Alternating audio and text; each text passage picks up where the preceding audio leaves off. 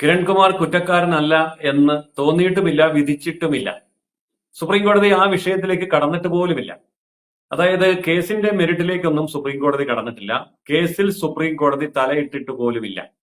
Supreme കോടതി ഇടപെടുന്ന എവിടെയാണ്? ആ കാര്യം നമുക്കൊന്ന് പരിശോധിക്കാം. അതായത് ഈ കേസിൽ ട്രയൽ കോടതി, കീഴ്ക്കോടതി 10 വർഷത്തെ ശിക്ഷ വിധിക്കുന്നു.